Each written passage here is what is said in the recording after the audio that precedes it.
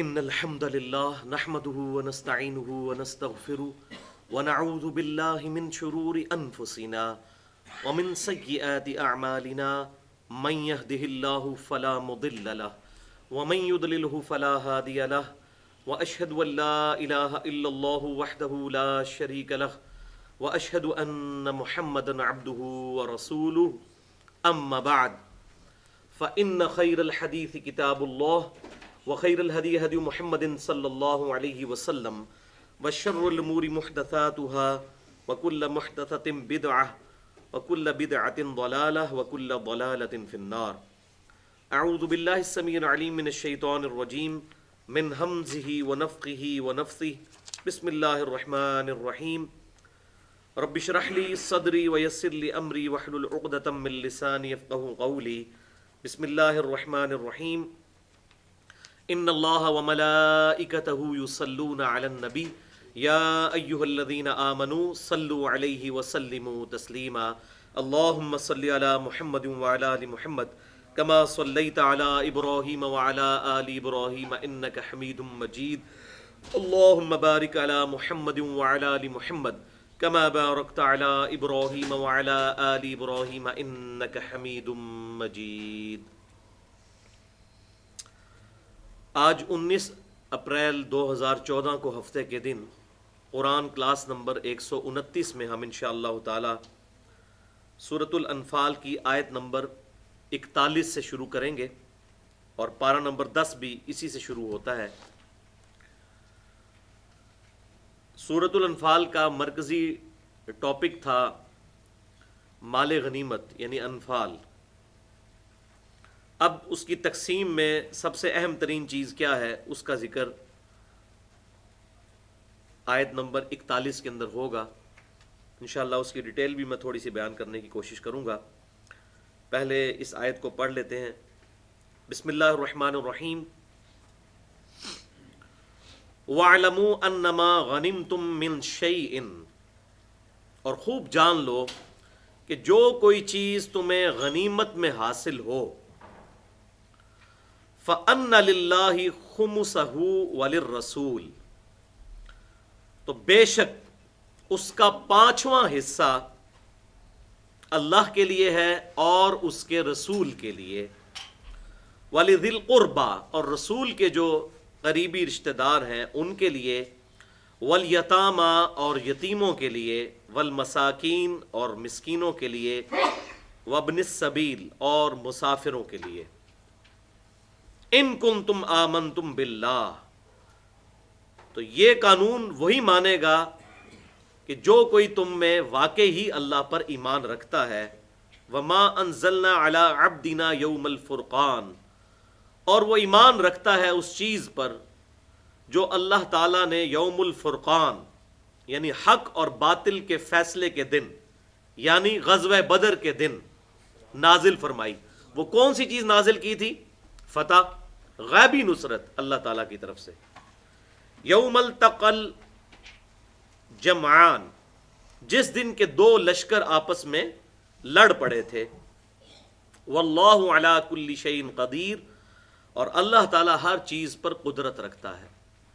اللہ تعالیٰ چاہے تو بغیر اسباب کے بھی مسلمانوں کو فتح عطا فرما سکتا ہے. ظاہری طور پہ تو مسلمان ہی آمنے سامنے تھے کافروں کے ساتھ، لیکن اللہ تعالیٰ کی غیبی مدد یوم الفرقان یعنی غزوہ بدر کے دن 17 رمضان المبارک 2 ہجری کے اندر خاص اللہ تعالیٰ کی مدد تھی، جس کی وجہ سے مسلمانوں کو غلبہ نصیب ہوا کافروں کے اوپر.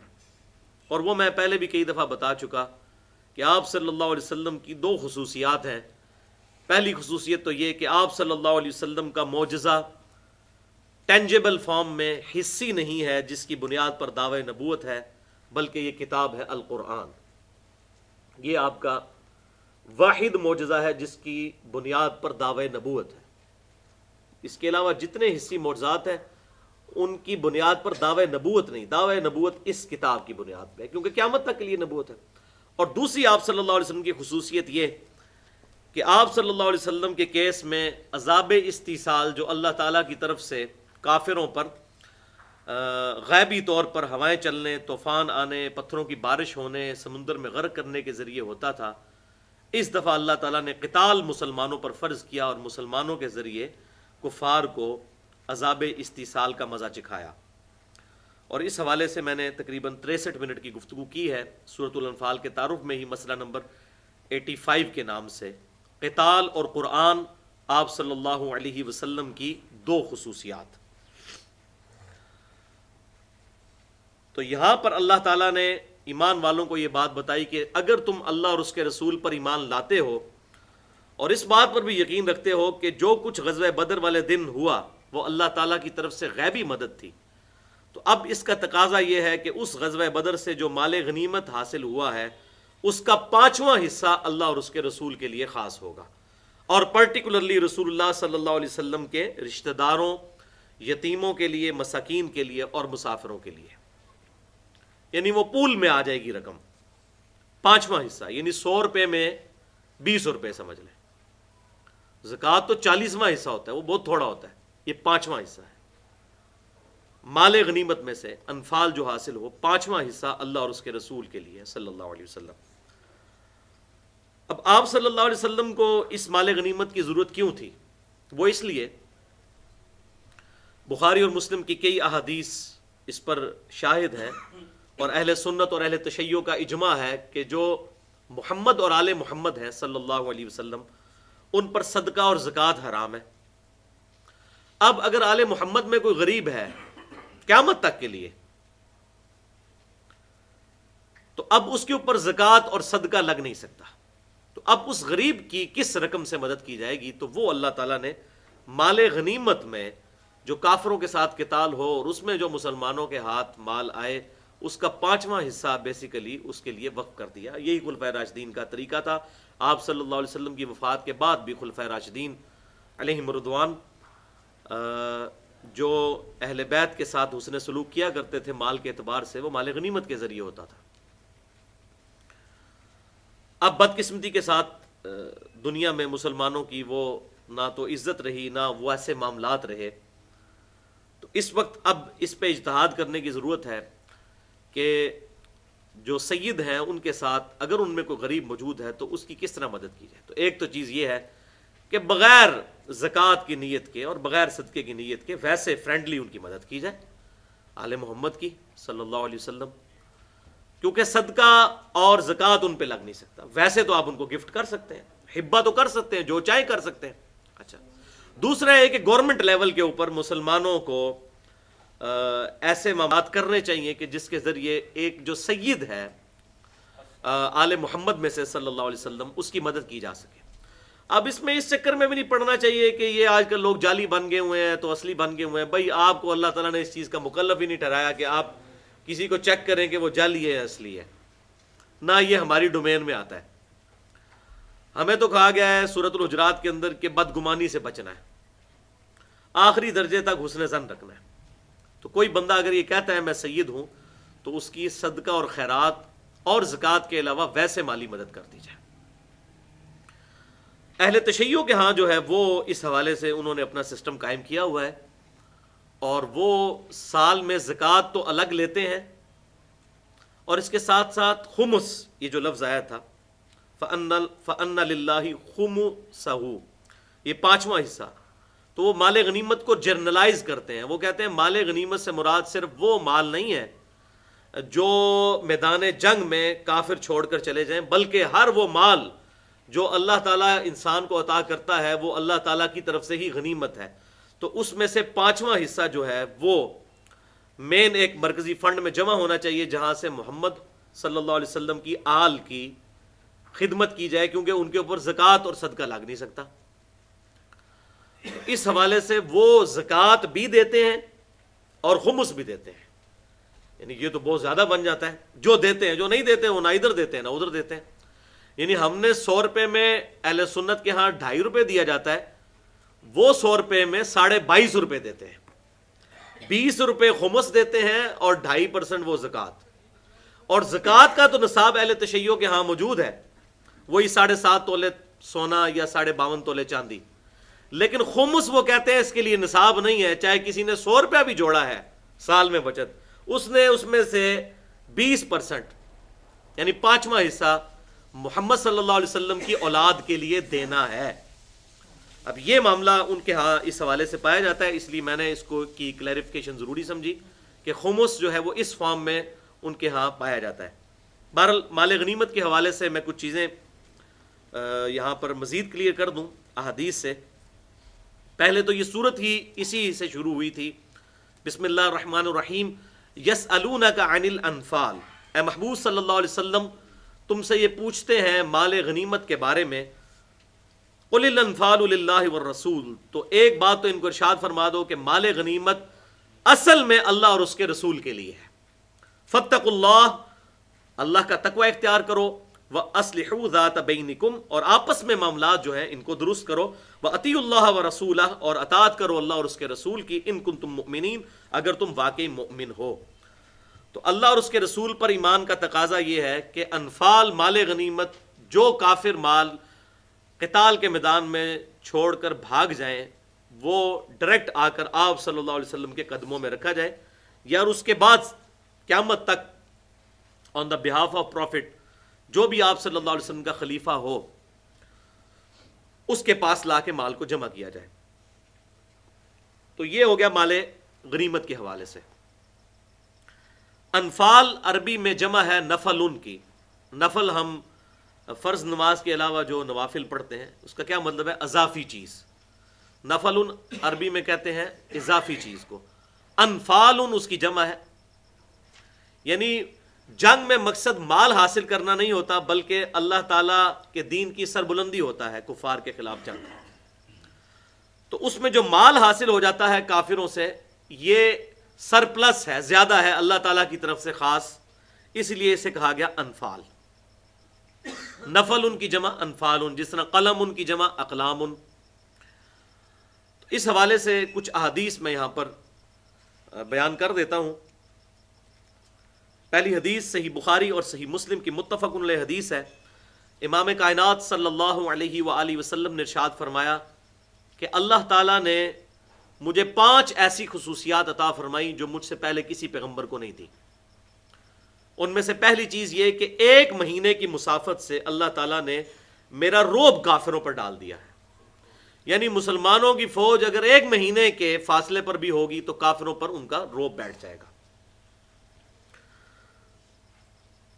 دوسرا یہ کہ اللہ تعالیٰ نے میرے لیے، میری امت کے لیے پوری زمین کو سجدہ گاہ بنا دیا ہے، میرے امتی جہاں چاہے نماز ادا کر سکتے ہیں۔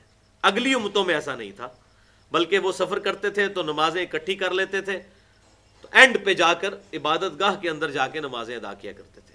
جبکہ آپ صلی اللہ علیہ وسلم کو یہ خصوصیت حاصل ہوئی کہ آپ دنیا میں کہیں بھی ہوں، آپ صلی اللہ علیہ وسلم کی امت وہ وہاں پر نماز ادا کر سکتی ہے۔ تیسری خصوصیت آپ صلی اللہ علیہ وسلم نے فرمائی یہی انفال کے بارے میں کہ اللہ تعالیٰ نے مال غنیمت میرے لیے حلال کر دیا، مجھ سے پہلے کسی کے لیے حلال نہیں کیا۔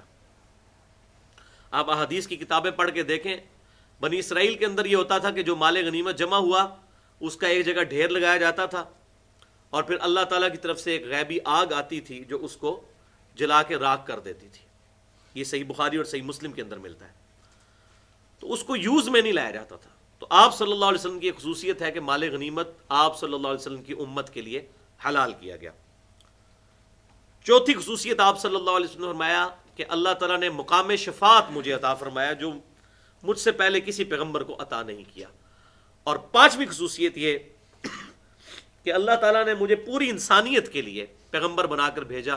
اگلے انبیاء کو اللہ تعالیٰ نے کسی خاص علاقے یا قوم کے لیے مبعوث کیا ہوتا تھا، لیکن میری نبوت اور رسالت پوری انسانیت کے لیے ہے۔ قرآن پاک میں بھی آیا بسم اللہ الرحمن الرحیم وما ارسلناک الا کافۃ للناس بشیرا ونذیرا، اور اے محبوب صلی اللہ علیہ وسلم ہم نے نہیں بھیجا آپ کو مگر ڈر سنانے والا اور خوشخبری سنانے والا پوری انسانیت کے لیے۔ اور صحیح مسلم میں 2 اور خصوصیات بھی آپ صلی اللہ علیہ وسلم کی ذکر ہوئی ہیں ان 5 خصوصیات کے ساتھ۔ وہ چھٹی خصوصیت یہ ہے کہ آپ صلی اللہ علیہ وسلم کو اللہ تعالیٰ نے جوامع کلمات عطا فرمائے، یعنی کلام مختصر اور مفہوم بہت گہرا۔ مثلاً آپ بخاری کی پہلی حدیث جو ہے، صحیح مسلم میں بھی ہے، صحیح بخاری کی پہلی حدیث یہی ہے انما الاعمال بالنیات، بے شک اعمال کا دار و مدار نیتوں پر ہے۔ اب یہ کہنے کو تو ایک جملہ ہے، لیکن یہ اتنا گہرا جملہ ہے کہ مختصر سے جملے میں ایک بہت بڑا مضمون پنہا ہے۔ تو یہ آپ صلی اللہ علیہ وسلم کو اللہ تعالیٰ نے جوامع کلمات کے ساتھ مبعوث کیا۔ اور ساتویں خصوصیت یہ کہ آپ صلی اللہ علیہ وسلم نے فرمایا کہ اللہ تعالیٰ نے مجھے انبیاء کرام علیہم السلام کا خاتم بنا دیا۔ اب یہ جو قادیانیوں کا اعتراض ہے کہ خاتم کا لفظ تو آیا قرآن میں، خاتم نہیں ہے، تو خاتم کا لفظ صحیح مسلم کے اندر آ گیا۔ تو آپ صلی اللہ علیہ وسلم خاتم بھی ہیں، نبوت کی مہر بھی، اور مہر ڈاکومنٹ کے اینڈ پہ لگتی ہے، جس کے بعد ڈاکومنٹ میں کوئی چیز ایڈ کرنا جرم ہوتا ہے، اور خاتم بھی ہیں، سلسلہ نبوت کو ختم کرنے والے بھی۔ اس حوالے سے میں نے 35 منٹ کی گفتگو کی ہے مسئلہ نمبر 40 کے نام سے اہل سنت پاک .com پر، جو قادیانیوں کا ایشو ہے اس کو میں نے الحمدللہ ایڈریس کیا ہے۔ بسم اللہ الرحمن الرحیم۔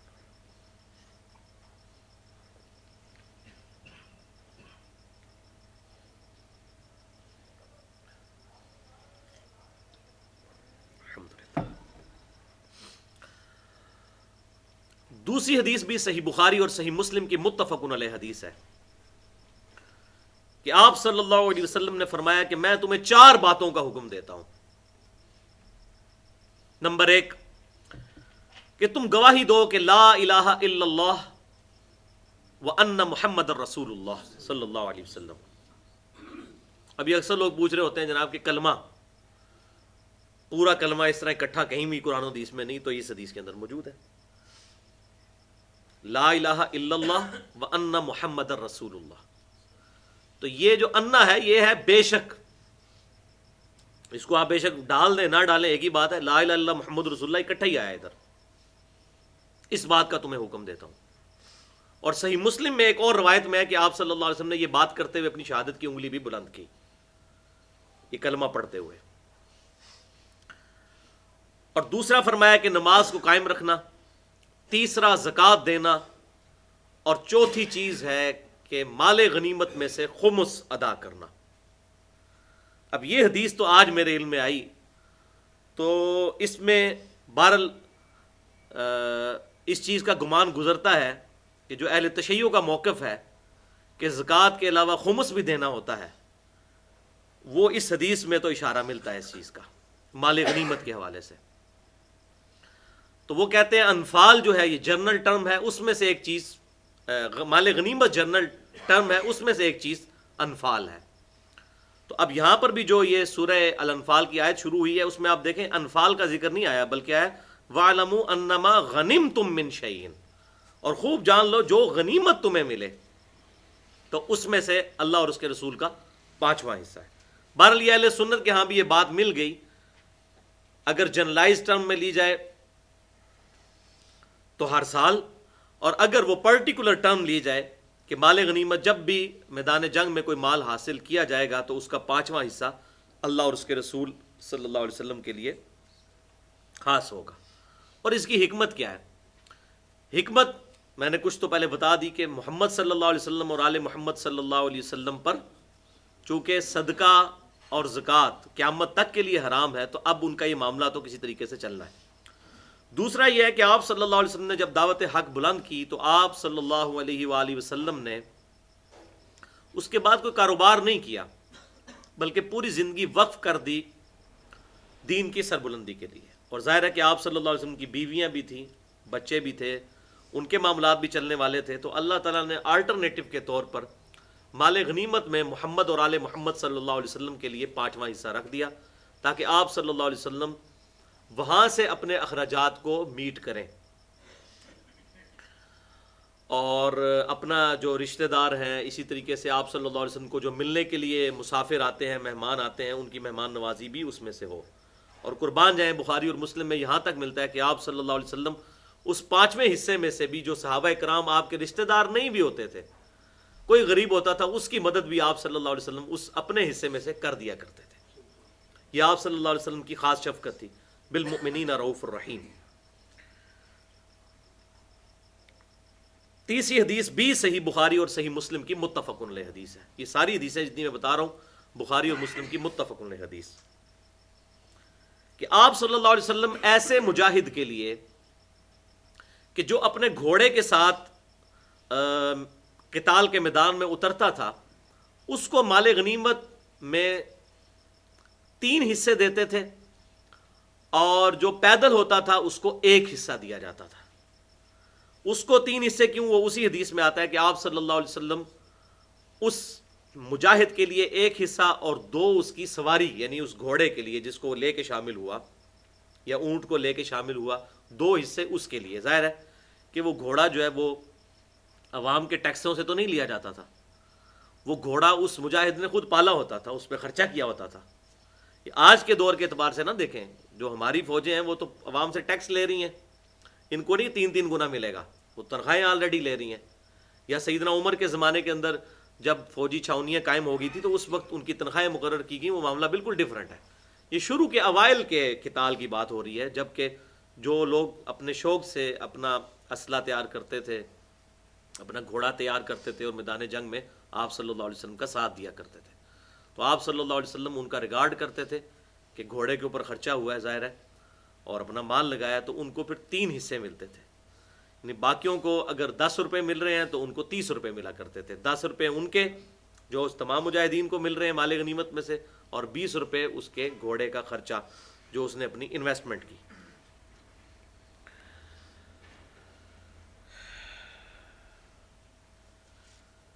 اب یہاں پر چوتھی حدیث صحیح بخاری اور صحیح مسلم کی انتہائی کرٹیکل حدیث ہے مال غنیمت کے حوالے سے، اور یہاں سے یہ چیز بھی کلیئر ہوگی کہ کسی شخص کو بھی کسی کی نسبت کا بینیفٹ نہیں مل سکتا اگر اس کے اعمال برے ہیں. ہاں اعمال اچھے ہیں پھر نسبت کا بینیفٹ ملے گا، اس میں تو کوئی شک نہیں ہے. لیکن اگر اعمال برے ہیں تو وہ اپنے صرف محض نسب کی بنیاد کے اوپر نہیں جا سکتا. اعمال اچھے ہیں تو بالکل جائے گا. بنی اسرائیل کو اللہ تعالیٰ نے سارے جہان والوں میں چنا تھا. اب قیامت تک کے لیے اللہ تعالیٰ نے قریش کو، بنو اسماعیل کو تمام جہان والوں پہ فضیلت دیا اور فرمایا کہ خلافت جو ہے وہ صرف قریش کا حق ہے، قریش کے علاوہ کوئی خلیفہ نہیں بنایا جا سکتا. تو نسبت فائدہ دیتی ہے اس صورت میں جب اعمال بھی درست ہوں. اب خالی کوئی قریشی ہو اور یزید جیسا حکمران ہو تو کہ جی چونکہ میں قریشی ہوں، بنو امیہ جو ہے خاندان قریش میں سے ہے تو مجھے بینیفٹ آف ڈاؤٹ مل جائے، تو ایسا نہیں. وہ پھر حدیث وہ یاد کر لیں، صحیح بخاری اور صحیح مسلم کی حدیث. آپ صلی اللہ علیہ وسلم نے اپنی بیٹی کو، جس کے بارے میں بخاری اور مسلم میں ہی آتا ہے کہ جنتی عورتوں کی سردار ہے، اپنی بیٹی کے بارے میں فرمایا جب فاطمہ نامی ایک عورت نے چوری کی اور آپ صلی اللہ علیہ وسلم کو اس کی سفارش پیش کی گئی، تو آپ صلی اللہ علیہ وسلم نے فرمایا، آپ صلی اللہ علیہ وسلم ممبر پہ چڑھے اور انتہائی جلال کے عالم میں فرمایا کہ اللہ کی قسم تم سے اگلی قومیں اسی لیے ہلاک ہوئیں کہ ان کے اشرافیہ کے لیے اور قوانین ہوا کرتے تھے اور غریب لوگوں کے لیے اور قوانین. اللہ کی قسم اگر میری بیٹی فاطمہ بھی چوری کرتی تو میں اس کے بھی ہاتھ کٹوا دیتا. تو اس سے یہ بات پتہ چلی کہ آپ صلی اللہ علیہ وسلم نے کہیں یہ ترغیب نہیں دلائی کہ نسب کی بنیاد کے اوپر کسی کے برے اعمال جو ہے ان پہ پردہ ڈالا جائے. تو بالکل اس طریقے سے اگر آپ صلی اللہ علیہ وسلم نسب کی بنیاد پہ بات کر رہے ہیں، بالکل اسی طریقے سے اگر کوئی حضور کا صحابی ہے اور وہ غلط کام کرتا ہے تو اس کی غلطی بھی اسی طریقے سے غلطی ہے جس طریقے سے باقی بندوں کی غلطی ہے. اسلام تو بت پرستی اور شخصیت پرستی تو سکھاتا ہی نہیں ہے. اور یہ میں نے اس لیے اتنی ساری باتیں کی جو اگلی حدیث بخاری اور مسلم میں آنے لگی ہے. بعض لوگ جو معاذ اللہ صحابہ کے لیے معصومیت کا عقیدہ بنا دیا کہ مطلب صحابی سے کوئی غلطی ہو ہی نہیں سکتی، معاذ اللہ استغفر اللہ، یہ تو عقیدہ ہی گمراہی پر مبنی ہے، تو ان کو یہ پھر باتیں بری لگتی ہیں، حالانکہ یہ دین میں فٹ ان بیٹھتی ہیں.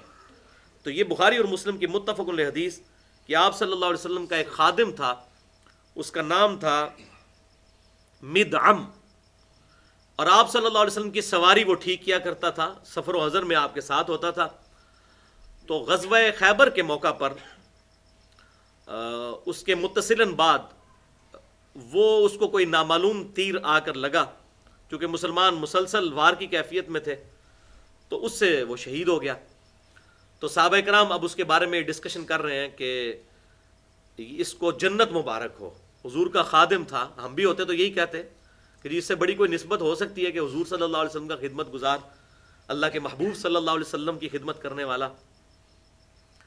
تو آپ صلی اللہ علیہ وسلم نے وہاں پر ارشاد فرمایا کہ تم تو اسے جنت کی خوشخبریاں سنا رہے ہو، اور میں دیکھ رہا ہوں کہ غزوہ خیبر کے موقع پر جو اس نے ایک چادر چوری کی تھی، ایک چادر مال غنیمت میں سے، وہ آگ کی بنا کے اس کے اوپر ڈال دی گئی ہے. اللہ اکبر. اور یہ یزید کو جنت کے ٹکٹ بانٹتے پھرتے ہیں. یہ صحابی کی بات ہو رہی ہے. اگر وہ بھی غلط کام کرتا ہے وہ بھی مجرم ہے. سورۃ الاحزاب میں آیا نبی کی بیویوں تم عام عورتوں کی طرح نہیں ہو، اگر تم نے بے حیائی کی تمہارے لیے دگنا عذاب ہے. کیوں؟ رتبہ زیادہ ہے. اسی طریقے سے صحابی کا رتبہ زیادہ ہے. اگر وہ غلط کام کرے گا تو وہ ڈبل مجرم ہے. ایک عام رافضی ممبر رسول پر کھڑا ہو کر صحابہ کرام پر لعنت اور گالیاں کرے، بہت بڑا جرم. لیکن اگر کوئی صحابی یہی کام شروع کر دے کہ مولا علی پر لعنت کرنا شروع کر دے اور کروانا شروع کر دے، وہ اسے بڑا مجرم. اسلام میں تو قانون ایک ہے، کسی کو بینیفٹ آف ڈاؤٹ نہیں ملے گا. اس حوالے سے بالکل کلیئر کٹ ہے. ورنہ اس سے بڑا کون تھا کہ جو آپ صلی اللہ علیہ وسلم کا خدمت گزار صحابی، اور صحابہ کہہ رہے ہو جنتی ہے، حضور فرما رہے ہیں اس نے ایک چادر چوری کی تھی اور وہ آگ کی بنا دی گئی. اب اسی کی ہی ایکسپلینیشن میں ایک اور حدیث بھی ہے. سنن نسائی کے اندر انٹرنیشنل نمبر کے مطابق 1961 اور سنن ابی داؤد میں 2710. اب یہ جو میں نے پہلے حدیث بخاری اور مسلم کی مدعم والی بیان کی، وہ چادر والی، اس کا نمبر میں بتا دوں جو کہ کریٹیکل حدیث ہے. بخاری میں 6707 اور صحیح مسلم میں 310. اور یہ سنن نسائی 1961 اور سنن ابی داؤد 2710. اس میں تو الفاظ ہیں کہ آپ صلی اللہ علیہ وسلم کا ایک صحابی فوت ہوا تو آپ صلی اللہ علیہ وسلم نے فرمایا کہ جاؤ اپنے ساتھی کا جنازہ پڑھو. اب صحابہ کرام جو ہیں ان کے چہرے متغیر ہو گئے فوراً. ان کے کان کھڑے ہو گئے کہ بھئی خاص بات ہے جو حضور خود جنازہ نہیں پڑھ رہے اور ہمیں کہہ رہے ہیں کہ اپنے ساتھی کا جنازہ پڑھو. اب جنازہ پڑھنے سے یہ بھی کلیئر ہو گیا کہ وہ مسلمان تھا، کافر نہیں تھا. کوئی ویسے وکالت کرنے کی کوشش کرے تو معاملہ کلیئر ہو جائے کہ صحابی تھا وہ. حضور نے کہا اپنے ساتھی کا جنازہ پڑھو. اب صحابہ کرام علیہم رضوانوں کا رنگ بدل گیا کہ یار یہ کوئی خاص بات ہے. بال جنازہ وغیرہ انہوں نے پڑھا تو آپ صلی اللہ علیہ وسلم نے ارشاد فرمایا کہ اس نے مال غنیمت میں سے، یہودیوں کے مال غنیمت میں سے غزوہ خیبر کے موقع پر جو مسلمانوں کو اللہ تعالیٰ نے فتح دی تھی، ایک نگ چوری کیا تھا، ایک نگینہ. اور صحابہ کہتے ہیں جب ہم نے اس کا مال کی تلاشی کی وہ نگینہ نکل آیا واقعی، اور اس کی قیمت صرف 2 درہم تھی، 2 چاندی کے سکے. اور آپ صلی اللہ علیہ وسلم نے اس کا جنازہ تک نہیں پڑھا. وَلِعَوْذُ بِاللَّهِ تَعَالَى.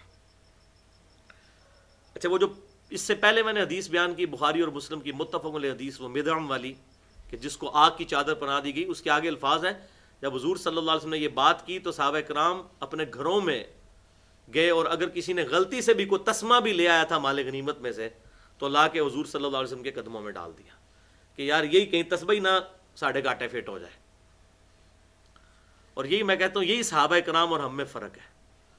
وہ لوگ ایسے خالص ایمان والے تھے کہ سمعنا واطعنا، جیسے ہی کو بات سنتے تھے حق کی اس کو قبول کرتے تھے. ان کو لگتا تھا، ان کا یہ نظریہ نہیں تھا کہ اے جہاں بٹھا تھے اگلا کس نے ڈٹھا. ان کو واقعی پتا تھا کہ اگر یہ معاملات ہو رہے ہیں تو ہمارے ساتھ ہو سکتے ہیں. اور ظاہر ہے جس میں ذرا سی بھی غیرت ہوگی اور ایمان کی رتی موجود ہوگی اور حضور صلی اللہ علیہ وسلم کی صحبت کی ہوگی، اس سے تو بعید ہے کہ وہ اس قسم کے کام کرے. ہاں، بسا اوقات نفس سے مغلوب ہو کر کبھی شیطان کا حملہ ہو جائے، وہ علیحدہ بات، لیکن اوورآل کسی کی پرسنالٹی میں ایسی بات آنا عقل سے بالاتر ہے. چھٹی حدیث بھی صحیح بخاری اور صحیح مسلم کی متفق علیہ حدیث ہے، اور یہ کریٹیکل حدیث ہے. بخاری میں 3073، مسلم میں 4734. یہ حدیث زکوٰۃ کے کانٹیکسٹ میں بھی آتی ہے اور امانت کے کانٹیکسٹ میں بھی آتی ہے اور مال غنیمت کے کانٹیکسٹ میں بھی آتی ہے، تمام کانٹیکسٹ میں. اور بڑی رکت انگیز حدیث ہے کہ آپ صلی اللہ علیہ وسلم نے فرمایا مال غنیمت میں خیانت کرنے والے یا کسی بھی امانت میں خیانت کرنے والے کے بارے میں جنرلائز طور پہ کہ دیکھنا ایسا نہ ہو کہ قیامت والے دن میں تم میں سے کسی کو دیکھوں کہ اس کی گردن پہ اونٹ سوار ہو اور وہ بلبلا رہا ہو اونٹ، اور وہ شخص چیخو پکار کر رہا ہو اغثنی یا رسول اللہ، اغثنی یا رسول اللہ، اغثنی یا رسول اللہ، اے اللہ کے رسول میری مدد کیجئے، میری مدد کیجئے، میری مدد کیجئے، تو میں تمہاری کوئی مدد نہیں کر سکوں گا، اللہ کے حضور میں تمہارے کوئی کام نہیں آؤں گا۔ میں نے جو تمہیں بتانا تھا اسی دنیا میں بتا دیا کہ ایسے معاملات میں خیانت نہیں کرنی، تو قیامت والے دن یہ امید نہ رکھنا۔ یہ حدیث بتائی کبھی کسی نے؟ لوگ تو کہتے ہیں جی جو مرضی کرو، حضور صلی اللہ علیہ وسلم زبردستی شفاعت کروا کے بخشوا لیں گے، اور یا حضور کہہ رہے ہیں میں نے تمہیں پہلے ہی بتا دیا تھا کہ یہ کام نہ کرنا، یہ قیامت والے دن پھر تم مجھے مدد کے لیے پکار رہے ہو۔ پھر آپ صلی اللہ علیہ وسلم نے ساتھ فرمایا کہ ایسا نہ ہو کہ تم میں سے کسی کی گردن کے اوپر گھوڑا سوار ہو اور گھوڑا آوازیں لگا رہا ہو اور تم چیخو پکار کر رہے ہو اغثنی یا رسول اللہ، اللہ کے رسول میری مدد کیجئے، دیکھو میں نے تمہیں دنیا میں سب کچھ بتا دیا تھا، اب میں تمہارے کوئی کام نہیں آؤں گا۔ پھر آپ صلی اللہ علیہ وسلم ایک ایک چیز گنواتے گئے، اونٹ گنوایا، پھر گھوڑا گنوایا، پھر آپ صلی اللہ علیہ وسلم نے فرمایا کہ یہ نہ ہو قیامت الدن تمہاری گردن کے اوپر بکری سوار ہو، اور یہی پھر آگے الفاظ ارشاد فرمائے۔ پھر فرمایا تم میں سے کسی کے گردن کے اوپر چادر ڈالی ہو، اور چادر والا ذکر ہم بخاری مسلم میں سن چکے ہیں، اور پھر کہا اس کے علاوہ سونا چاندی جو کچھ بھی تم نے خیانت کی ہوئی دنیا میں اور تمہاری گردن پہ وہ توق ڈال دیا گیا، تو تم مجھے مدد کے لیے نہ پکارنا، میں نے جو کچھ بتانا تھا تمہیں دنیا میں بتا دیا، اب تمہارے اعمال اللہ کی بارگاہ میں فردن فردن پیش ہوں گے۔ بولے اعوذ باللہ تعالی۔ اب یہ احادیث اگر لوگوں کو پتہ ہوں تو انسان کو اپنی اوقات پتہ چل جائے کہ ہم لوگ جو ڈٹائی کے ساتھ اللہ اور اس کے محبوب صلی اللہ علیہ وسلم کی نافرمانیاں کرتے اور یہ توقع کرتے ہیں ولیعوذ باللہ تعالی کہ یہ نسبت ہمیں کوئی کام آ جائے گی، اے اللہ جو کچھ بھی ہے تیرے محبوب کی امت سے ہیں، ولیعوذ باللہ تعالی۔ اگر دنیا میں مورل لاز ایکٹیو ہوتے ہیں نا، تو جیسے ہی ہم کہتے ہیں جو کچھ بھی ہے تیرے محبوب کی امت سے ہیں، تو آسمان سے ایک چھتر پڑتا ہمارے سر کے اوپر کہ اس محبوب صلی اللہ علیہ وسلم کا مبارک نام اپنی گندی زبان سے لیتے ہو، کیا نسبت ہے تمہاری اس محبوب صلی اللہ علیہ وسلم کے ساتھ کہ ان کی بات ماننے کے لیے تیار ہی نہیں ہوتے ہو۔ اور یہ تو میرا خیال ہے شاید ہم زبان حال سے ساتھ یہ بھی کہہ رہے ہوتے ہیں کہ جو کچھ بھی ہے یا اللہ سانو اسی طرح ہی قبول کر، اسی تے بندے دا پتر کو نہیں بڑھنا، جو کچھ بھی ہے تیرے محبوب کی امت سے ہے، بس محبوب کی امت والی لاج رکھ لے، باقی ہم نے اپنے کرتوت ٹھیک کوئی نہیں کرنے، اسی طریقے سے ہمیں ایکسیپٹ کر لے۔ ولیعوذ باللہ تعالی۔ بہرحال یہ مال غنیمت کے حوالے سے میں نے صورتحال الحمدللہ کلیئر کر دی۔ اب آیت نمبر 42 سے شروع کرتے ہیں۔ اذ انتم بالعدوۃ الدنیا وهم بالعدوۃ القصویٰ، اور وہ وقت یاد کرو غزوہ بدر کا جب کہ تم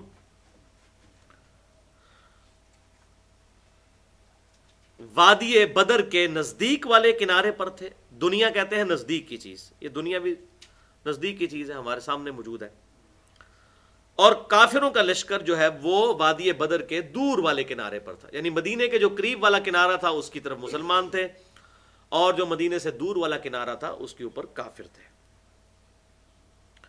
وَالرَّكْبُ أَسْفَلَ مِنْكُمْ، اور تجارتی قافلہ جو ابو سفیان کا تھا، جس کا میں نے پہلے بھی ذکر کیا تھا، وہ نیچے کی طرف تھا، اور مسلمان یہ چاہ رہے تھے کہ وہ اس قافلے کو لوٹ لیں کیونکہ وہ نہتا قافلہ تھا، اور یہاں 1000 کی فوج جو ہے وہ لشکر لے کے آ رہی تھی۔ تو اللہ تبارک و تعالیٰ نے فرمایا کہ اللہ تعالیٰ نے کچھ اور تمہارے لیے ڈیسیژن کیا تھا۔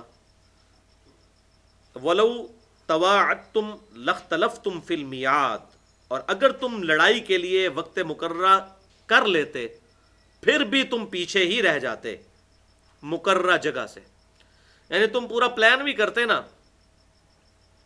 کہ ہم جو ہے وہ بدر کے میدان میں کافروں سے لڑیں گے، تو ایسی صورتحال کبھی بھی نہ بنتی کہ ایٹ اے ٹائم دونوں فوجیں ایک جگہ پر جمع ہوتی۔ یہ اللہ تعالیٰ کی طرف سے ڈیوائن ڈیسیژن ہوا، اللہ تعالیٰ نے حالات ایسے پیدا کر دیے کیونکہ اللہ تعالیٰ یہ جنگ خود کروانا چاہتا تھا، تو اللہ تعالیٰ نے تقدیر ایسی غالب کی کہ اللہ تعالیٰ ہمارے اگر تم پلان کر کے بھی آتے تو اتنا پرفیکٹلی نہ پہنچ سکتے، جو اللہ تعالیٰ نے تمہیں پہنچایا، ادھر سے کافروں کو پہنچا دیا، ادھر سے تمہیں پہنچا دیا۔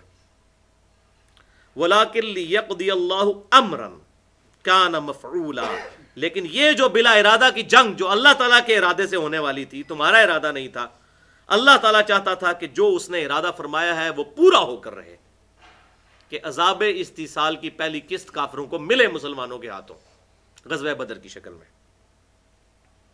کیوں؟ لِيَهْلِكَ مَنْ هَلَكَ عَنْ بَيِّنَةٍ، تاکہ اب جو مرنا چاہتا ہے تو وہ دلیل دیکھ کر مرے، کہ اللہ تعالیٰ نے فتح نصیب کر دی ہے مسلمانوں کو اس جنگ میں، تو وہ دلیل دیکھ لے، جو باقی بچ جانے والے ہیں وہ دیکھ لیں دلیل کہ جو اللہ کا وعدہ تھا کہ کافروں تم پر عذاب آئے گا، عذاب کی قسط آ گئی، اللہ اپنے محبوب صلی اللہ علیہ وسلم اور ان کے جانثار صحابہ کرام علیہم رضوان کے ساتھ ہے، تو وہ دلیل دیکھ کر مرے۔ وَيَحْيَا مَنْ حَيَّ عَنْ بَيِّنَةٍ، اور جو زندہ رہے وہ دلیل کے ساتھ زندہ رہے، یعنی مسلمانوں میں بھی جو کمزور ایمان والے ہیں ان کا ایمان بھی مضبوط ہو جائے کہ ہمارے نبی نے جو ہم سے وعدہ کیا تھا، جو سورۃ الانفال کے شروع میں ہی آیا تھا کہ نبی صلی اللہ علیہ وسلم نے صحابہ سے مشورہ کرتے ہوئے یہ بات کہی تھی کہ اللہ تعالیٰ نے مجھ سے وعدہ فرما لیا ہے کہ دونوں میں سے ایک گروہ تمہیں دے گا، اب تمہاری چوائس ہے، چاہے ابو سفیان کا قافلہ، چاہے ابو جہل کی جو فوج ہے وہ۔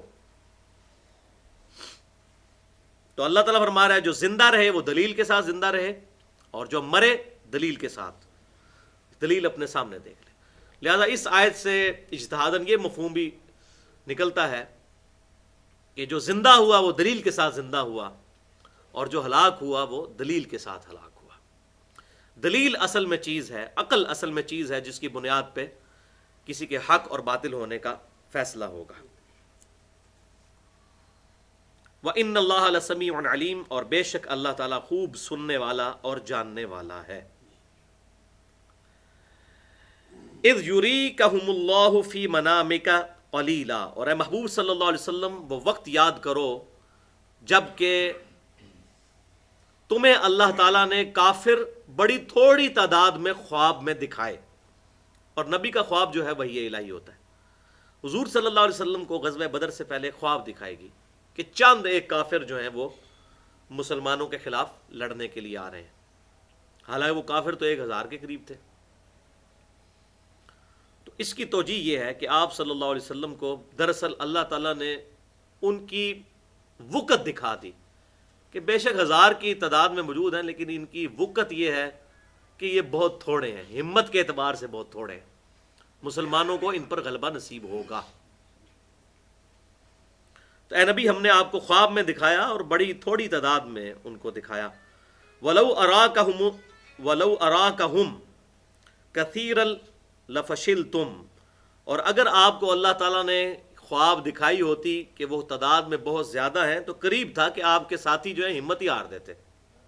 ظاہر ہے یہاں سے جو ساتھی نکلے تھے ان کے تو وہم و گمان میں نہیں تھا کہ ہم لڑائی لڑنے جا رہے ہیں، ان کے ذہن میں تو تھا کہ ہم ابو سفیان کا نہتا لشکر لوٹنے کے لیے جا رہے ہیں، اور اس کی بھی میں نے ریزن بتائی تھی کیونکہ کفار مکہ نے مسلمانوں کے مال کے اوپر قبضہ کر لیا تھا مکے میں، تو مسلمان وہ تجارتی قافلہ اللہ تعالیٰ کی اجازت سے لوٹنا چاہتے تھے تاکہ وہ اپنے فائنانس جو ہے مینیج کر سکیں، قتل و غارت کرنا مقصد نہیں تھا۔ اسی لیے تو وہ 8 تلواریں اور چند زرے اور چند گھوڑے لے کے نکلے تھے، ورنہ کہ جنگ کرنے کے لیے نکلتے ہیں تو بہت کچھ لے کے نکلتے ہیں۔ اور یہ جو ہمارے وائزین وہ عموماً سنا رہے ہوتے ہیں غزوہ بدر کے موقع پر کہ جی وہ تلواریں بھی کوئی نہیں تھی، اتنی غربت تھی، غربت شربت کوئی نہیں تھی، اصل میں ان کو پتہ ہی نہیں تھا کہ انہوں نے آگے جنگ لڑنی ہے، ورنہ جو اتنے اونٹ 70 اونٹ لے کے آئے تھے وہ اونٹ بیچ کے بھی تو تلواریں خریدی جا سکتی تھی۔ 8 تلواریں کیوں لی تھی؟ ان کا نہتا لشکر ہے، 50 بندے ہیں ساتھ ان کے ٹوٹل، تو ہم ابو سفیان والا لشکر جو ہے وہ اس کو لوٹ لیں گے۔ لیکن اللہ تعالیٰ نے فیصلہ کیا غزوہ بدر کا جو سورۃ الانفال کے شروع میں آیا، تو اب اللہ تعالیٰ نے اپنی خاص مدد سے مسلمانوں کو فتح عطا کی۔ تو اللہ تعالیٰ فرما رہے اگر تمہیں ان کی تعداد دکھا دی جاتی تم پہلے ہی ہمت ہار جاتے۔ وَلَا تَنَازَعْتُمْ فِي الْأَمْرِ، اور آپس میں تم اس معاملے میں جھگڑا شروع کر دیتے اور کہتے نہیں جی نہیں یہ تو خودکشی کرنے کے مترادف ہے، اتنے سے اس کے ساتھ یہ کرنا۔ تو اللہ تعالیٰ نے چونکہ یہ غیبی مدد کرنی تھی اس لیے کیا، ورنہ واقعی اسباب کے بغیر میدان جنگ میں اترنا خودکشی کرنے کے ہی مترادف ہے۔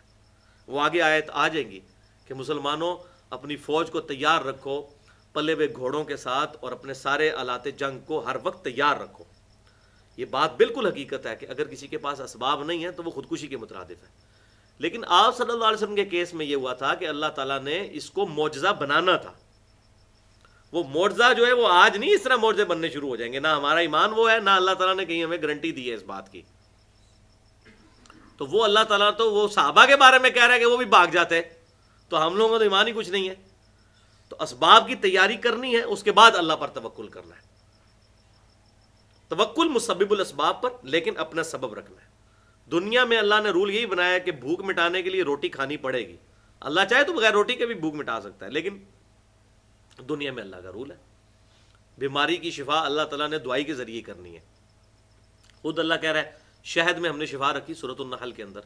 تو اللہ تعالیٰ کیا معاذ اللہ شہد کا محتاج ہے؟ نہیں، اس کے بغیر بھی دے سکتا ہے، لیکن اسباب پیدا کیے. پیاس بجھانے کا ذریعہ پانی کو بنایا. تو اسباب کی نفی نہیں ہے، اسباب اختیار کرنے ہیں، لیکن عقیدہ اور توکل مسبب الاسباب پر رکھنا ہے. یہ ہے ایمان کا تقاضا. جو کہا جاتا ہے کہ جی اونٹ کو پہلے باندھو پھر اللہ پر توکل کرو، یہ وہی بات ہے. تو اگر تمہیں کثیر تعداد میں دکھا دیے جاتے، تم ہمت ہار جاتے، اپنا ڈسپلن لوز کر جاتے، اور وَلَا تَنَازَعْتُمْ فِي الْأَمْرِ، اور تم ضرور آپس میں تنازع کھڑا کر لیتے، ضرور. وَلَٰكِنَّ اللَّهَ سَلَّمَ، لیکن اللہ تعالیٰ نے تمہیں اس آزمائش سے بچا لیا. اِنَّهُ عَلِيمٌ بِذَاتِ الصُّدُورِ، بے شک وہ سینوں کے چھپے ہوئے رازوں کو بھی جاننے والا ہے. اللہ کو تو پتہ ہے نا کتنی ہمت دکھانی تھی تم نے. اب اس سے یہ نہ سمجھیے گا سارے صحابہ مراد ہیں. ان میں وہ صحابہ شامل نہیں ہیں جنہوں نے مکی دور کے اندر 125 کے قریب صحابہ جنہوں نے آپ صلی اللہ علیہ وسلم کے ساتھ اتنی تکلیفیں فزیکلی اٹھائی ہوئی تھی.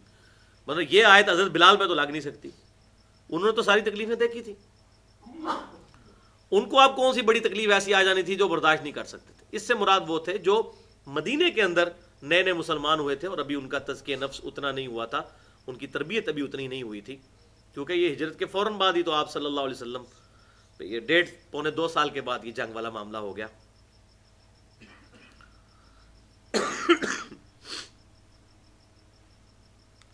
وَإِذْ يُرِيكُمُوهُمْ إِذِ الْتَقَيْتُمْ فِي أَعْيُنِكُمْ قَلِيلًا، اور یاد کرو جب اللہ تعالیٰ نے دکھا دیا تمہیں لشکر کفار، جب تمہارا مقابلہ ہوا تمہاری نگاہوں میں بہت قلیل.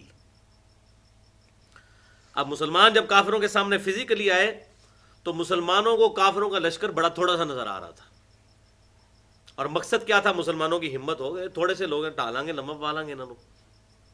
حالانکہ وہ 1000 کا لشکر تھا اور سارے کے سارے کیل کانٹوں سے لیس، اور یہاں تلواریں 8 تھی صرف. 1000 کے مقابلے میں 8 تلواریں کیا کریں گی، اور 313.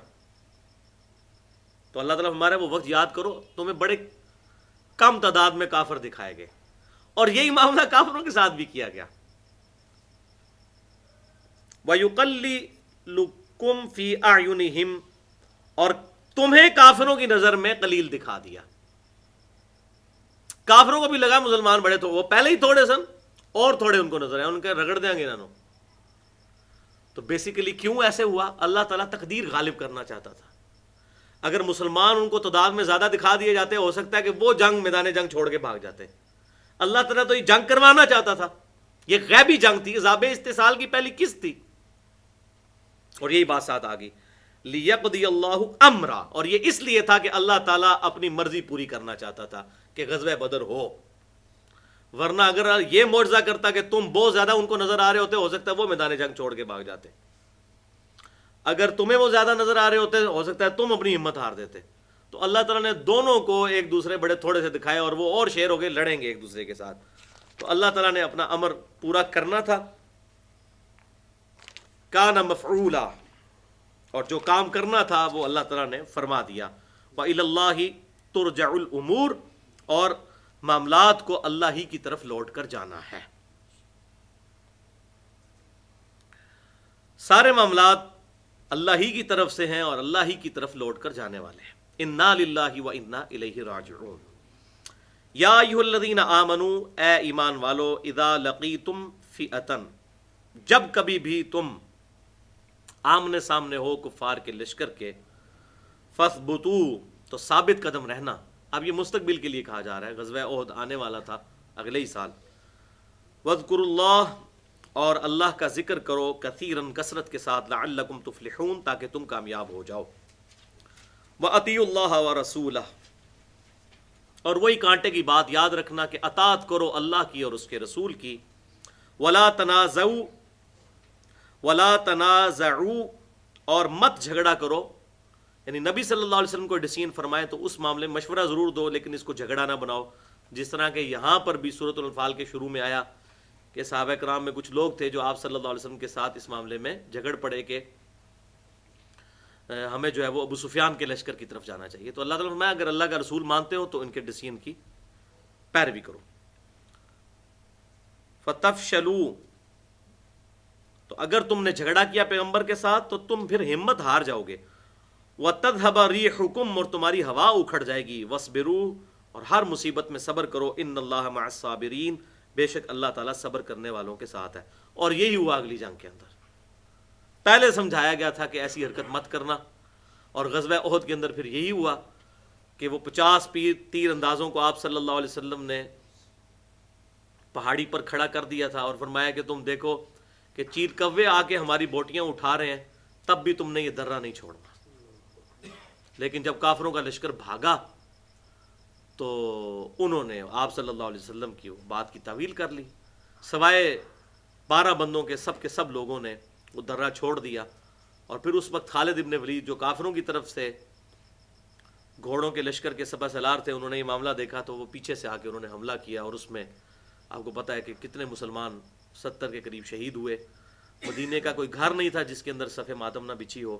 حتیٰ کہ آپ صلی اللہ علیہ وسلم کے اپنے دانت مبارک بھی شہید ہو گئے اور اتنا بلڈ پریشر ڈاؤن ہوا کہ آپ صلی اللہ علیہ وسلم بے ہوش ہو گئے اور آپ کی شہادت کی خبر بھی مشہور ہو گئی. یہ ساری چیزیں سورہ آل عمران کے 6 رکوع پورے اس کے اوپر نازل ہو چکے ہیں.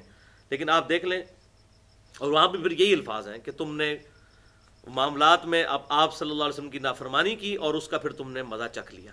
لیکن اس واقعے سے پہلے ہی یہاں آیات میں کہا جا رہا ہے, اشارہ کیا جا رہا ہے کہ دیکھنا اللہ اور اس کے رسول کی اطاعت کرنا ورنہ تم ہمت ہار جاؤ گے. اگر تم نے حضور کے ساتھ کسی معاملے میں نافرمانی کی تمہاری ہوا اکڑ جائے گی. اور واقعی پھر ایسی ہوا اکڑی کہ 1000 کے قریب مسلمان تھے, حضور صلی اللہ علیہ وسلم کے ساتھ صرف 10-12 بندے رہ گئے تھے. یہ بڑی عجیب سی بات لگتی ہے.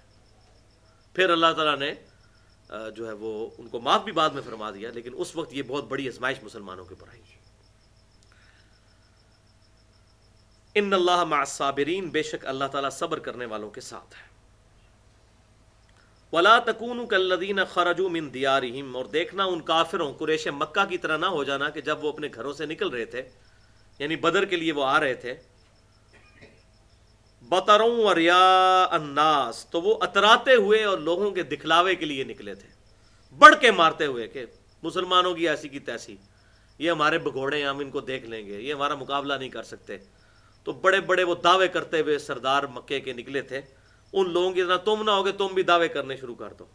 اور پھر مسلمانوں نے بھی دعوے کیے غزوہ حنین پہ اور منہ کی کھانی پڑی, اس کا ذکر بھی آئے گا. وَيَصُدُّونَ عَن سَبِيلِ اللَّهِ اور وہ اللہ کے راستے سے روکتے ہیں. وَاللَّهُ بِمَا يَعْمَلُونَ مُحِيطٌ اور اللہ تعالیٰ اپنے علم اور قدرت کے اعتبار سے جو کچھ وہ کر رہے ہیں اس کو گھیرے ہوئے ہیں. اچھا, اس سے یہ بات پتہ چل گئی کہ اللہ تعالیٰ کے ہاں قوانین جو ہیں یہ بالکل ایبسولوٹ ہے. چاہے کوئی غلطی کافر کرتا ہے یا مسلمان کرتا ہے وبال آئے گا. تو اللہ تعالیٰ اب کافروں کا ذکر کر رہا ہے کہ وہ بڑے اتراتے پھر رہے تھے اور یہ کرتے جا رہے تھے, دیکھ لو ان کا کیا انجام ہوا. تم نے یہ کام نہیں کرنا. وَلَا تَكُونُوا كَالَّذِينَ خَرَجُوا تم ان لوگوں کی طرح نہ ہونا, ہر وقت عاجزی کے ساتھ رہنا کہ جو اللہ چاہے گا تو ہماری مدد فرمائے گا. معاملات کو اللہ کی طرف کرنا نہ کہ اپنی بہادری کے اوپر اترانا ہے. وَإِذَا زَيَّنَ لَهُمُ الشَّيْطَانُ اور یاد کرو وقت جب شیطان نے ان کے لیے مزین کر دیا اعمالہم ان کے اعمال, یعنی ایکسس آف ایول تو شیطان ہے جس نے کافروں کو یہ وسوسہ دلایا کہ چند مٹھی پر مسلمان ہیں ان کو کچل دیں گے.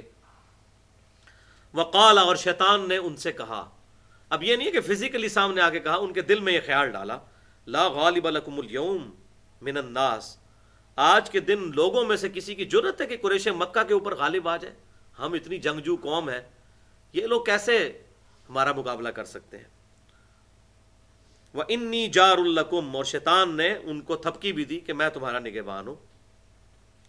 فَلَمَّا تَرَاءَتِ الْفِئَتَانِ نَكَصَ عَلَىٰ عَقِبَيْهِ، تو جب فوجیں آمنے سامنے ہوئیں تو یہ الٹے پاؤں بھاگ گئے۔ کون؟ شیطان الٹے پاؤں بھاگا جب اس نے یہ معاملات دیکھا، یعنی اس کی جو ہمت تھی وہ شیطان کی طرف سے تھی نا، کافروں کی، تو ان کی ہمت بھاگی، یعنی کہ شیطان بھاگا۔ قال انی بریء منکم، شیطان نے کہا بھئی میں تو تم سے بری ہوں۔ انی ارا ما لا ترون، میں وہ کچھ دیکھ رہا ہوں جو تم نہیں دیکھ رہے، یعنی فرشتے مدد کے لیے اترے ہوئے ہیں اللہ کی طرف سے۔ اب اللہ نے جب ڈیسیژن کر دیا تو میں تمہارا کچھ نہیں کر سکتا، کوئی مدد تمہاری نہیں کر سکتا۔ انی اخاف اللہ، میں تو اللہ سے ڈرتا ہوں۔ واللہ شدید العقاب، اور اللہ تعالیٰ سخت سزا دینے والا ہے۔ تو شیطان کو میدان جنگ میں یہ نظر آ گیا کہ اب کافروں کی پٹائی مقدر ہو چکی ہے۔ یہ جو فرشتے نازل ہو گئے ہیں، تو فرشتے اسی وقت نازل ہوتے ہیں کہ جب اللہ کا عذاب آتا ہے۔ وہ کافر بھی بار بار مکی دور میں کہتے تھے اے نبی عذاب لے آؤ، وہ فرشتے کیوں نہیں نازل ہوتے؟ تو اللہ تعالیٰ میں فرشتے نازل ہوئے تو تمہارا فیصلہ ہو جائے گا۔ تو یہ بات بار بار میں آپ کو سمجھا رہا ہوں، اس کو سمجھے بغیر قتال کا کنسیپٹ اسلام میں سمجھ نہیں آتا۔ بیسیکلی قتال از این ایکویلنٹ آف عذاب استحصال ان اسلام، کہ عذاب استحصال کا یہ ایکویلنٹ ہے اسلام کے اندر، کہ اللہ تعالیٰ نے کافروں کو عذاب مسلمانوں کے ہاتھوں قتال کی شکل میں دلوایا، اور یہ قیامت تک جاری رہے گا۔ لیکن کافروں کے بارے میں مسلمان کو نہ قتل کرے، صرف اپنے فرقے کی بنیاد کے اوپر، حکومت کی بنیاد کے اوپر، کسی پارٹی کی بنیاد کے اوپر، وہ الگ چیز ہے۔ اور کافروں کے خلاف قتال جاری ہے، ہمیشہ رہے۔ پاکستان میں بھی آپ کو پتہ ہے جو ایسے معاملات چلتے رہے ہیں، اس پاکستان بننے سے پہلے بھی کافروں کے خلاف مسلمانوں کا قتال رہا ہے، اب بھی جاری ہے اور قیامت تک کے لیے جاری رہے گا۔ افغانستان میں کافروں کے خلاف قتال ہو رہا ہے مسلمانوں کا، لیکن جہاں پر مسلمان کا گلا کاٹنے کی کوشش کرے گا، اس کی میں نے پچھلی دفعہ بڑی ڈیٹیل کے ساتھ مذمت کی ہے، اور اپنا مقدمہ بخاری اور مسلم اور قرآن پاک کی آیات کی روشنی میں پیش کر دیا ہے، مسئلہ نمبر 86 کے نام سے۔ قتل مسلم اور آج کل کی جہادی تنظیمیں، سیاسی پارٹیز اور فوجیں۔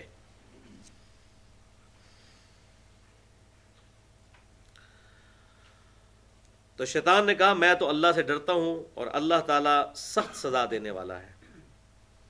اذ یقول المنافقون والذین فی قلوبہم مرض، اور یاد کرو اسی غزوہ بدر کے میدان کے حوالے سے کہ جب منافق جو تھے، یعنی اوپر سے مسلمان اندر سے منافق، اور وہ لوگ جن کے دلوں میں بیماری تھی، مرض تھا۔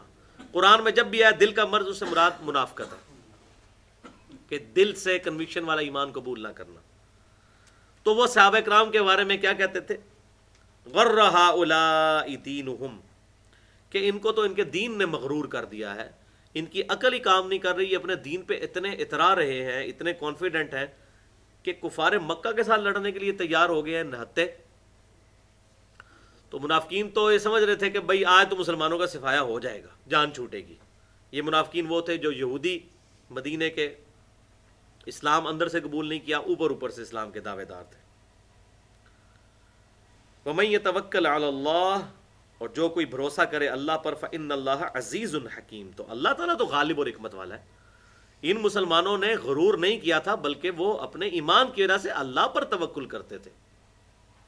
جب اللہ پر توکل کرتے تھے تو ان کا یہ جو کانفیڈنس تھا کہ آج ہم غالب آئیں گے کافروں کے مقابلے پر، یہ مغروری نہیں تھی بلکہ ان کے ایمان کا تقاضا تھا۔ اب اللہ تعالیٰ ان منافقین کے بارے میں فرما رہا ہے کہ ان کا حشر کیا ہونے والا ہے، ان کو تو عذاب کی قسط ملنی ہے۔ وَلَوْ تَرَىٰ، اور کاش تم وہ دیکھ لو وقت، اِذَا يَتَوَفَّى الَّذِينَ كَفَرُوا، کہ جب نکالتے ہیں کافروں کی جان، الملائکہ، فرشتے، یضربون وجوہہم، وہ مارتے ہیں ان کے چہروں پر، وادبارہم، اور ان کی پیٹھوں پر۔ یعنی اللہ تعالیٰ فرماتا ہے منافقوں، کاش تمہیں وہ وقت نظر آ جائے، جب وہ اس وقت نظر آ جائے تو پھر بندہ ایمان ہی لے آئے، لیکن تمہیں سمجھایا جا رہا ہے کہ جب ان کافروں کی موت کا وقت قریب آتا ہے نا، اس میں وہ منافق بھی شامل ہیں جو اوپر سے ایمان لائے ہے، تو وہ بھی کافر ہی ہیں، بلکہ کافروں سے بھی بدترین چیز ہے۔ اس پہ میں نے مسئلہ نمبر 34 کے نام سے منافقین کے حوالے سے گفتگو کی ہے. تو یہ تو بدترین مخلوق ہے. تو کاش تم وہ وقت دیکھ لو کہ جب ان کی موت کا وقت آئے تو ان کو فرشتے ان کے منہ اور پیٹھوں پر ہتھوڑے مارتے ہوں گے. وذوقوا عذاب الحریق، اور انہیں کہا جائے گا اب چکھو عذاب آگ کا. لہذا یہ آیت بھی انڈائریکٹلی اہل سنت اور اہل تشیع کا جو کامن مقدمہ ہے کہ عذاب قبر برحق ہے اس کو مضبوط کرتی ہے. کیونکہ جو منکرین عذاب قبر ہیں وہ اس بنیاد پر اپنا نظریہ پیش کرتے ہیں کہ چونکہ حساب کتاب قیامت کے دن ہونا ہے تو قیامت کے دن سے پہلے عذاب ہو نہیں سکتا. جب تک حساب ہی نہیں ہے تو عذاب کس چیز کا؟ جبکہ اہل سنت اور اہل تشیع کا اجماع اور عملی تواتر ہے. بخاری اور مسلم کی درجنوں احادیث اس پر گواہ ہیں کہ عذاب قبر بھی ہوتا ہے. تو ان کا مقدمہ اس آیت کے تحت ختم ہو جاتا ہے. وہ اس لیے کہ ابھی قیامت تو قائم نہیں ہوئی اور موت کے وقت فرشتے ان کو مار رہے ہیں، تو پھر یہاں کیوں مار رہے ہیں؟ جو اصول اور مبادی انہوں نے کھڑا کیا تھا وہ تو ٹوٹ گیا کہ جی قیامت کے حساب کتاب سے پہلے عذاب نہیں ہو سکتا. تو یہ اب موت کے وقت جو عذاب آ رہا ہے نزا کے عالم میں فرشتے ان کو مار رہے ہیں اور پھر کہہ رہے ہیں کہ چلو ابھی بڑا عذاب بھی تمہیں ہونا ہے. تو یہ بات سمجھ لیں کتاب و سنت کی روشنی میں پوری امت کا اجماع ہے اس بات کے اوپر، اہل سنت کا، اہل تشیع کا، تمام ان کے جتنے بھی اسکول آف تھاٹس ہیں، کہ اللہ تعالیٰ کا جو عذاب اپنے گناہگار بندوں پر آنا ہے اس کی 4 قسطیں ہیں. ایک تو دنیا کے اندر، وہ سورہ السجدہ کے اندر آئے گا، الف لام میم السجدہ پارہ نمبر 21 میں، کہ ہم دنیا کی زندگی میں بھی انہیں عذاب دیں گے شاید یہ ہماری طرف لوٹ آئیں. تو دنیا میں جو اللہ کی طرف سے تکلیف آتی ہیں یہ بھی عذاب کی ایک شکل ہوتی ہے جو شاید اس وقت مسلمانوں کے اوپر آئی ہوئی ہے. اچھا، دوسرا موت کے وقت، تیسرا قبر میں، اور چوتھا پھر فائنل عذاب آخرت کے دن. وَلِعَوْذُ بِاللَّهِ تَعَالَى ذَلِكَ بِمَا قَدَّمَتْ أَيْدِيكُمْ، اور یہ بدلہ ہے اس کا جو تمہارے اپنے ہاتھوں نے آگے بھیجا. وَأَنَّ اللَّهَ لَيْسَ بِظَلَّامٍ لِلْعَبِيدِ، اور بے شک اللہ تعالیٰ تو اپنے بندوں پر ظلم کرنے والا نہیں ہے. اللہ نے کوئی ظلم نہیں کیا، تمہارے کرتوت برے تھے، آج تم عذاب کا مزہ چکھ لو. کدأب آل فرعون، اور یہ اللہ کا دستور ہے شروع سے ہی، جیسا کہ اللہ تعالیٰ نے آل فرعون کے ساتھ کیا. اب یہ دیکھ لیں کہ آل فرعون کا یہاں پہ ذکر ہوا، فرعونیوں کو بھی اللہ تعالیٰ نے اپنے محلات سے نکال کر ڈبویا تھا سمندر میں، اور یہاں بھی قریش مکہ کو مکہ سے باہر نکال کے بدر میں لا کے ڈبویا. تو یہ عذاب استحصال کے ساتھ اس کی بالکل ریزیمبلنس، پوری انالوجی بن رہی ہے. تو اللہ تعالیٰ کا یہ معاملہ فرعونیوں کے ساتھ بھی رہا. والذین من قبلہم، اور ان سے پہلے بھی جتنے لوگ گزرے، کفروا بآیات اللہ، انہوں نے اللہ کی آیات کا کفر کیا. فأخذہم اللہ بذنوبہم، تو اللہ تعالیٰ نے ان کے گناہوں کے سبب ان کو پکڑ لیا. ان اللہ قوی شدید العقاب، بے شک اللہ تعالیٰ قوت والا اور سخت عذاب دینے والا ہے. والعیاذ باللہ تعالی. اللہم اجرنا من النار. اب یونیورسل ٹروتھ اللہ تعالیٰ کی طرف سے آ رہا ہے، اور یہ قرآن کا اہم ترین مقام ہے. سورۃ الانفال کی آیت نمبر 53. ذالک بأن اللہ، اور یہ اس لیے کہ بے شک اللہ تعالی لم یکو مغیرا نعمتا،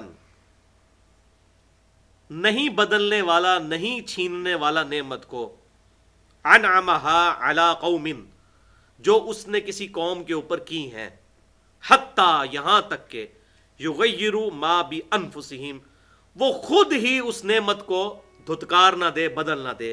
وَأَنَّ اللَّهَ سَمِيعٌ عَلِيمٌ، اور بے شک اللہ تعالیٰ سننے والا اور علم والا ہے. اللہ تعالیٰ کبھی کسی قوم سے اس وقت تک نعمت نہیں چھینتا جب تک کہ وہ اپنے کرتوت ایسے نہ کر لے کہ اللہ تعالیٰ اس سے اس کی نعمت چھین لے. اسی سے وہ اجتہاداً بات بھی نکالی ہوئی ہے کہ جب تک کوئی شخص اپنی حالت خود بدلنے کے لیے کوشش نہ کرے تو اللہ تعالیٰ اس کی حالت نہیں بدلتا. وائس ورسا یہ بھی درست ہے، لیکن پرٹیکولر یہاں پہ یہ بات آئی کہ اللہ تعالیٰ کسی سے نعمت نہیں چھینتا، اس کو عذاب نہیں دیتا جب تک کہ وہ خود ہی ایسا معاملہ نہ کر لے. اب اس میں یہ بات بھی کلیئر ہو گئی مسئلہ تقدیر کے حوالے سے بھی کہ اللہ تعالیٰ زبردستی کسی کے ساتھ کوئی معاملہ نہیں کرتا، انسان خود اپنے لیے برے اور اچھے اعمال خریدتا ہے. جیسے سورہ القمر کے اندر آیا لیس للانسان الا ما سعی، ہر انسان کے لیے وہی چیز ہے جس کی وہ کوشش کرتا ہے. وہ جنت کے اعمال کی کوشش کرے گا، جنت کے اعمال آسان ہو جائیں گے. بخاری اور مسلم کی متفق علیہ حدیث ہے. سیدنا علی رضی اللہ تعالیٰ عنہ کہتے ہیں کہ ہم ایک جنازے میں آپ صلی اللہ علیہ وسلم کے ساتھ تھے، تو قبرستان میں بیٹھے ہوئے حضرت علی کہتے ہیں ہم حضور کے ساتھ گفتگو کر رہے تھے، اس دوران حضور صلی اللہ علیہ وسلم نے فرمایا کہ بے شک اللہ تعالیٰ نے جس کی مقدر تھی جنت وہ لکھ دی، جس کا مقدر تھا دوزخ وہ لکھ دیا. اس نے جنت میں ہی جانا ہے، دوزخی نے دوزخ میں ہی پہنچنا ہے. تو ہم بھی ہوتے تو وہی سوال کرتے جو حضرت علی اور صحابہ کرام نے کیا، یا رسول اللہ پھر ہم اپنے لکھی ہوئی تقدیر پر ہی اعتبار نہ کرتے ہوئے اپنی زندگی گزاریں. اگر جنتی اور دوزخی کا فیصلہ ہو چکا ہے تو آپ صلی اللہ علیہ وسلم نے بڑا پیارا جواب ارشاد فرمایا. آپ نے فرمایا تم اچھے اعمال کرتے رہو، جو تم میں جنتی ہوگا اس کے لیے اچھے اعمال آسان ہوتے جائیں گے، اور جو دوزخی ہوگا اس کے لیے اس کے برے اعمال آسان ہوتے چلے جائیں گے. یعنی تمہیں اس چیز کا پابند نہیں ٹھہرایا کہ تم اب وہ تقدیر کے اوپر نظر رکھ کے بیٹھ جاؤ، تم اپنی پوری کوشش کرو گے خود بخود جنت تک پہنچو گے. وہ تو اللہ تعالیٰ نے ایک ڈیوائن ڈیسیژن اس اعتبار سے کیا کہ ایکسپرٹ اوپینین ہے. اللہ تو مستقبل کا حال پہلے جانتا ہے. اس نے ہمیں پابند نہیں کیا کہ چونکہ میں نے اب دوزخ لکھا تو تم نے دوزخ میں ہی جانا ہے. ہمیں اپنے لکھے ہوئے کا پابند نہیں کیا، بلکہ ہمارے جو کرتوت ہیں وہ اپنے علم سے پہلے ہی جج کر لیے. تو ہم اپنے معاملات میں خود تو رسولوں کا مقدمہ اسی بات پر قائم ہے اور کتابوں کا مقدمہ اسی بات پہ قائم ہے کہ ہم نے خود ڈیسیژن کرنا ہے. انا ہدیناہ السبیل اما شاکرا و اما کفورا. سورہ دہر کے اندر پڑھ کے دیکھ لیں کہ ہم نے ہدایت کا راستہ واضح کر دیا، چاہو تو ہمارا اقرار کر لو، چاہو ہمارا انکار کر دو. یہ تمہاری اپنی چوائس ہے. ہم زبردستی کسی کے ساتھ کوئی معاملہ نہیں کرنے والے. بہت زبردست بات ہے اس حوالے سے. تو سورۃ النساء کی آیت نمبر 147 یہاں کراس ریفرنس کے طور پہ آپ نکال لیں. باقی انشاءاللہ ہم اگلی دفعہ کریں گے. اس کے ساتھ یہ آیت بھی پڑھ لیتے ہیں 54 نمبر. اللہ تعالیٰ نے فرمایا کہ اللہ تعالیٰ اس قوم سے کبھی نعمت نہیں چھینتا جب تک کہ وہ اپنی نعمتیں خود نہ چھنوا لے. کدأب آل فرعون، جیسا کہ آل فرعون کے ساتھ تھا. محلات میں مزے سے رہ رہے تھے، لیکن انہوں نے اگر موسیٰ علیہ السلام پر ایمان لے آتے تو ان کے محلات ان سے چھینے جاتے. والذین من قبلہم، اور ان سے پہلے لوگوں کے ساتھ بھی. کذبوا بآیات ربہم، انہوں نے اپنے رب کی آیات کا انکار کیا. فأہلکناہم، تو ہم نے انہیں ہلاک کر دیا. بذنوبہم، ان کے گناہوں کے سبب. وأغرقنا آل فرعون، اور ہم نے غرق کر دیا آل فرعون کو. وکل کانوا ظالمین، اور یہ سب کے سب ظالم لوگ تھے. تو فرعونی بھی اگر موسیٰ علیہ السلام پر ایمان لے آتے تو وہ اپنے محلات کے اندر وہ جو سونے جواہرات کے اندر رہتے. اللہ نے ان سے نعمت کیوں چھینی؟ خود ان کے کرتوت ایسے تھے. تو یہ اب سورہ النساء کی آیت نمبر 147، یہ پارہ نمبر 5 کی آخری آیت ہے. یہ بڑی کریٹیکل آیت ہے. یہ آیت اس لیکچر میں بھی تھی جو مسئلہ نمبر 34 منافقت کے اوپر میں نے ریکارڈ کروایا، اس کے اینڈ پہ بھی یہ آیت. پارہ نمبر 5 کا آخری صفحہ نکال لیجئے، سورۃ النساء 147، 102 نمبر پیج ہے. یہ بلو والے قرآن پاک کے اندر. بسم اللہ الرحمن الرحیم، آخری آیت ہے اس صفحے پہ. ما یفعل اللہ بعذابکم، اے انسانوں اللہ تعالیٰ تمہیں عذاب دے کر کیا لے گا؟ ان شکرتم، اگر تم شکر گزار ہو. وآمنتم، اور ایمان لانے والے ہو. وکان اللہ شاکرا علیما، اور اللہ تعالیٰ تو قدردان ہے، علم والا ہے. اللہ کو کیا پڑی ہے تمہیں عذاب دے کے؟ معاذ اللہ کو اللہ فنیٹک نہیں ہے کہ وہ لوگوں کو عذاب دے کے اسے خوشی محسوس ہوتی ہے. الفاظ دیکھیں، ما یفعل اللہ بعذابکم، اللہ کو کیا ملے گا تمہیں عذاب میں ڈال کے؟ اللہ کو کیا فائدہ ہونا ہے؟ ان شکرتم، اگر تم شکر گزار ہو. وآمنتم، اور ایمان لانے والے ہو. اور شکر گزاری میں تو پورا دین ہے. آنکھوں کا شکر یہ ہے کہ آنکھوں سے اللہ کی فرما برداری کرنی ہے، اللہ کی نافرمانی نہیں کرنی. زبان کا شکر یہ ہے کہ زبان سے اللہ کی فرما برداری کرنی ہے، نافرمانی نہیں کرنی. ہاتھوں کا شکر یہ ہے کہ ہاتھوں سے اللہ کی فرما برداری کرنی ہے، نافرمانی نہیں کرنی. پاؤں کا شکر یہ ہے کہ پاؤں سے اللہ کی فرما برداری کرنی ہے، نافرمانی نہیں کرنی. ایک ایک عضو کا شکر. پیٹ کا شکر یہ ہے کہ پیٹ میں حلال ڈالنا ہے، حرام نہیں ڈالنا. تو اللہ تعالیٰ فرما رہا ہے اللہ تمہیں عذاب دے کر کیا کرے گا اگر تم شکر گزار ہو اور ایمان لانے والے ہو. اللہ تعالیٰ سے دعا ہے جو حق بات میں نے کہی اللہ تعالیٰ ہمارے دلوں میں راسخ فرمائے. اگر جذبات میں میرے منہ سے کوئی غلط بات نکل گئی تو اللہ تعالیٰ ہمارے دلوں سے محو کر دے. ہمیں کتاب و سنت کی تعلیمات پر عمل کر کے دوسرے بھائیوں تک پہنچانے کی توفیق عطا فرمائے. سبحانک اللہم و بحمدک، اشہد ان لا الہ الا انت، استغفرک و اتوب الیک، وما علینا الا البلاغ المبین.